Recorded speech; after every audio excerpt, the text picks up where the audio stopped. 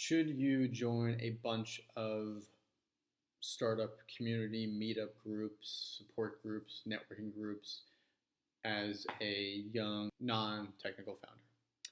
The answer to that is most definitely no. Don't do it.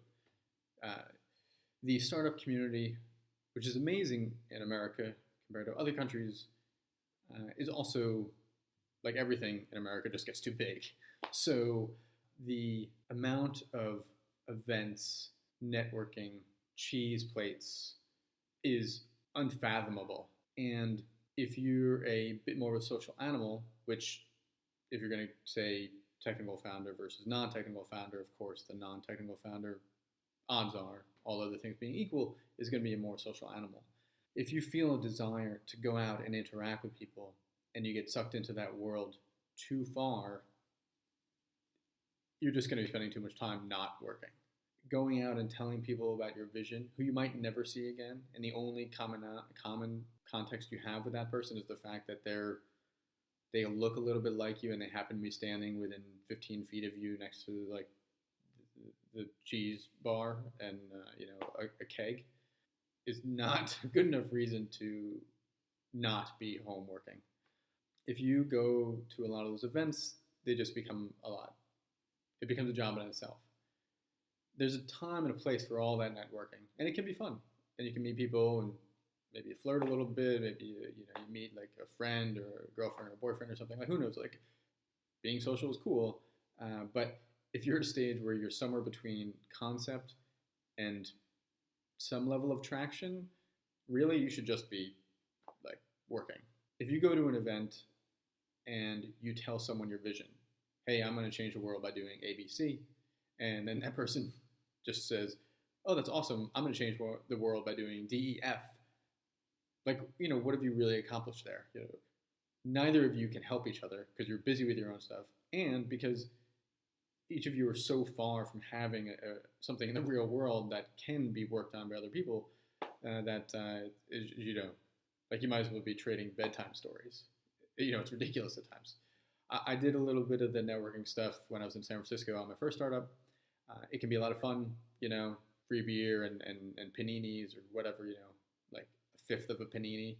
Yeah, it's yummy. It's cool, But if you get sucked in too far and all of a sudden you realize like, oh, I'm working on my startup like 30 hours a week and networking like another 25 when you don't have a beta started yet, like that ratio is off. And really, I guess, look inside yourself and ask why you're going to these things and doing these things. If you need support, if this is your first startup and you need support and you think you'll get it from the community, which you might, but it's all, it's also, there's some sort of like mental masturbation element to like just networking a lot. I'd really suggest just getting an advisor, just one advisor, someone who can hold your feet to the fire, the same person who will start to get to know your pace and what you're doing and understand you and believe in you. They give you a half hour once a week, an hour once a week, something. That's what you need. If you need support, just find someone who can believe in you and your project. You don't need to get support from like little single serving interactions with random people who have no idea what you're going to do really, and you may never see again. So the startup community can nickel and dime you out of your cash flow, out of your savings. It's a fun thing, but it's dangerous if you don't know exactly why you're using it, why you're spending the time at those events.